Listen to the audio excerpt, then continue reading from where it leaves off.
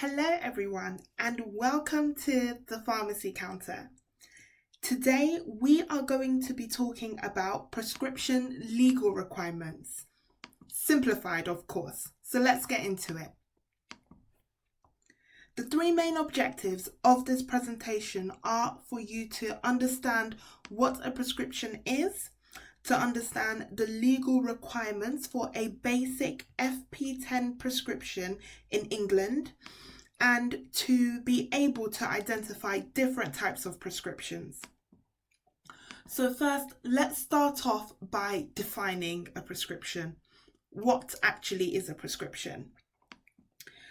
A prescription is essentially a written instruction by a medical practitioner that authorizes a patient to be issued with a medicine or treatment from a pharmacy.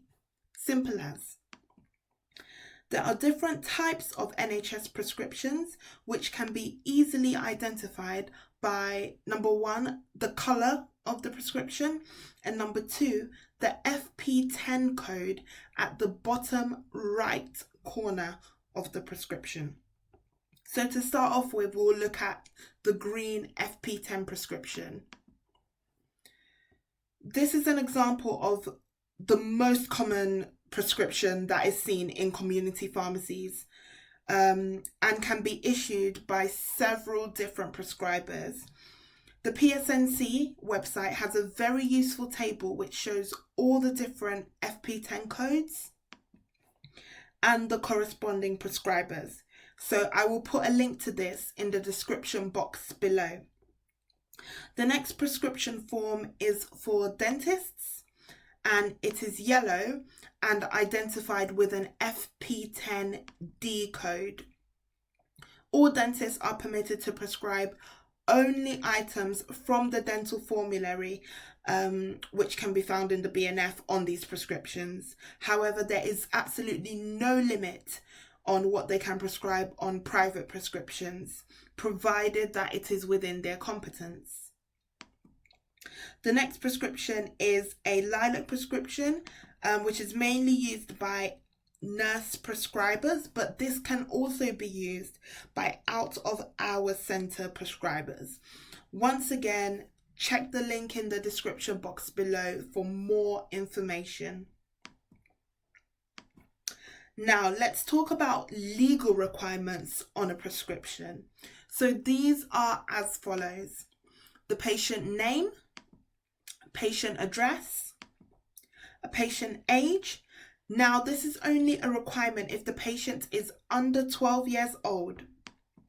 Prescriber signature, prescriber particulars, which indicate the type, or which should indicate the type of prescriber.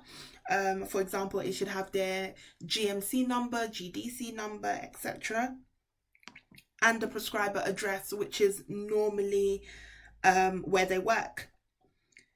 And very lastly, the date for which the prescription will be valid for 6 months. So a very good way to remember this is the rule of 3-3-1. Not 3-2-1, 3-3-1. And that's 3 from the patient, 3 from the prescriber, and the date. Here is a made-up example of a prescription with all the legal information filled in correctly. This patient is not under 12, and therefore the age is not a legal requirement. You can pause this video here to have a look.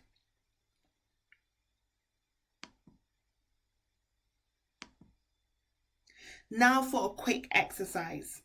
I hope you've been paying attention. Can you tell me if prescription A is legally correct?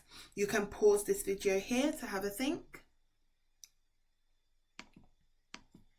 And example 2, can you tell me if prescription B is legally correct? Once again, pause this video here and the answers will be in the description box below.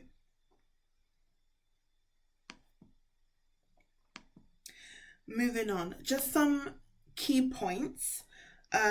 Remember, when it comes to legal requirements on a prescription, think 3-3-1. 3 from the patient, 3 from the prescriber, and the date. These legal requirements apply to private prescriptions. However, there is no standardized FP10 form for a normal private prescription. So prescriptions for controlled drugs, the legal requirements for those are different. And likewise, the legal requirements for veterinary prescriptions are different. And that's it, guys. That's all we have for today. Make sure you share this video, comment, like, and subscribe, and let us know what you would like to see next on the pharmacy counter.